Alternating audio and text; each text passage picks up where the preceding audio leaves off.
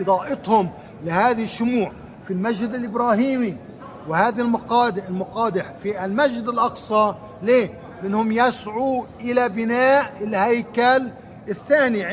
عندهم الهيكل إيش؟ الثالث. هم بيقولوا الهيكل الثالث، إحنا بنقول الهيكل الثاني. تذكروا مسجد، هيكل أول، هيكل ثاني. هم بيقولوا الهيكل الأول، هيكل ثاني، هيكل ثالث. هيك هم بيقولوا.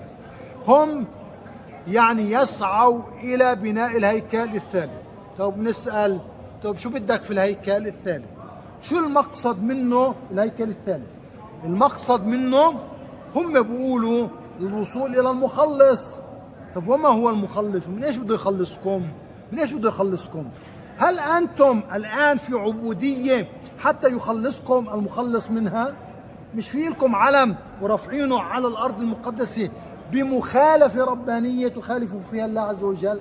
فما هو المخلص ومن ماذا سيخلصكم هذا المخلص؟ لو فعليا انتم كنتوا تحت احتلال دولة ثانية او مستعبدين وكنتوا تدوروا على مخلص، يعني نقدر نفهم انه في لكم شيء بتتكلموا عنه. ولكن في حال حريتكم كما انتم يعني بتحتفلوا بعيد كل سنة، شو بتسموه؟ عيد الاستقلال. بتحتفلوا بعيد الاستقلال. إذا أنتم بتحتفلوا بعيد الاستقلال وأنتم مستقلين يعني حسب قولكم، فما سيفعل المخلص؟ من إيش بده يخلصكم؟ سيخلصكم من إيش؟ سيخلصكم من التوحيد الذي تدعونه. لإيش؟ للشرك الذي تتمنوا.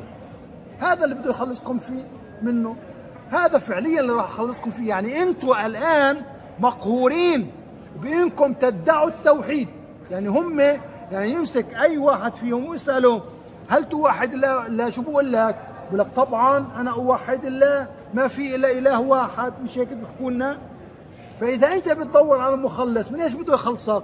بده يخلصك من هذا الادعاء إنك أنت بتوحد الله ويتركك على حريتك تعبد غير الله. هذا هو الخلاص اللي أنتوا بتدوروا عليه. عشان هيك هم بيسعوا وبيدوروا على ايش؟